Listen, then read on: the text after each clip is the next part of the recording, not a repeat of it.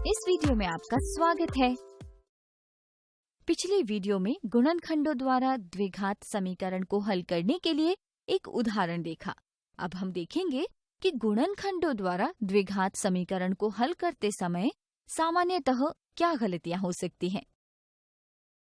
दिए गए द्विघात समीकरण ऋणात्मक 5x जमा 2 की घात 2 बराबर 3 का गुणनखंड विधि द्वारा हल कीजिए। इस प्रश्न को हल करने के लिए वीडियो को रोकें और फिर अपने उत्तर का मिलान करें। यदि आपने पहले विकल्प को चुना है तो ये अच्छी कोशिश है, परंतु यह गलत उत्तर है, क्योंकि द्विघात समीकरण को हल करने से पहले आपने इसे मानक रूप में नहीं लिखा, जिसकी वजह से इस द्विघात समीकरण प्रश्न को हल करना असंभव है। यदि आपने दूसरे विकल्प को चुना है तो ये भी अच्छी कोशिश है, परंतु ये गलत उत्तर है, क्योंकि आपने मानक रूप में परिवर्तित किए बिना ही प्रश्न को हल कर देते हैं, जिस कारण आपका उत्तर गलत हो जाता है।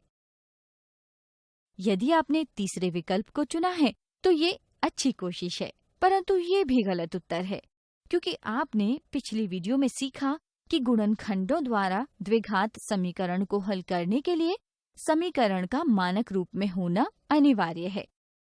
द्विघात समीकरण को मानक रूप में लिखा और समीकरण के मध्य पद का विभाजन यानी स्प्लिट किया। हल करने पर 2 रैखिक गुणनखंड 0 के बराबर प्राप्त हुए और प्रत्येक रैखिक गुणनखंड को 0 के बराबर रखा।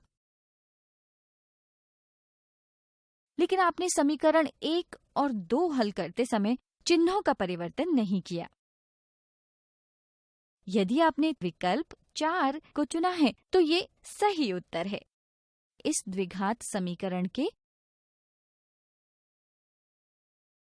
प्रत्येक रैखिक गुणनखंड को 0 के बराबर रखते हैं।